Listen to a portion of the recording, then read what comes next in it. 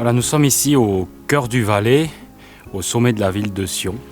En Valais, l'irrigation est nécessaire pendant la phase de croissance de la vigne, plus ou moins entre mai et juillet.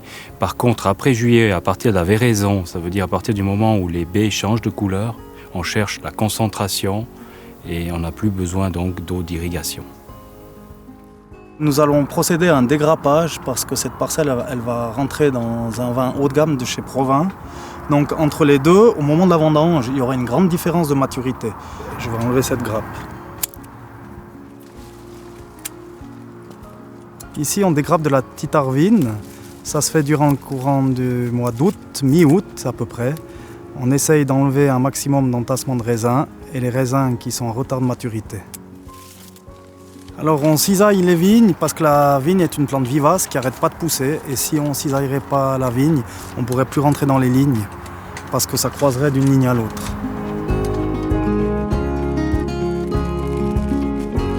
Le contrôle de maturité du raisin se font selon les années entre la mi-août et la mi-septembre. C'est pour ça qu'on prend des fois des raisins au nord, au sud, à l'est, à l'ouest, qui sont représentatifs vraiment de toute la parcelle. Et d'une fois que ça arrive au laboratoire, on fait les analyses de Brix avec un appareil qui s'appelle un réfractomètre.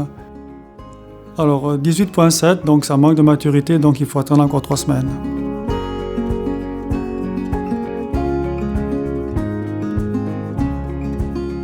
Les raisins sont en train de prendre le soleil, de mûrir, et nous en cave ici, nous sommes en train de préparer la réception de vendange, nous nettoyons les cuves et nous préparons la cave à l'arrivée du raisin. Nous utilisons de l'acier inoxydable pour les cuves, pour la conservation du fruit, mais aussi pour le fait que ces cuves sont très faciles à nettoyer et elles sont très écologiques.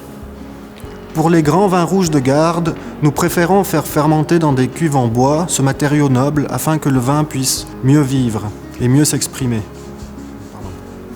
Les 3 points clés pour faire du vin, ce sont la température, le chaud et le froid, mais surtout le temps. Le chaud pour les fermentations, le froid pour la conservation du fruit et le temps pour laisser le vin s'exprimer.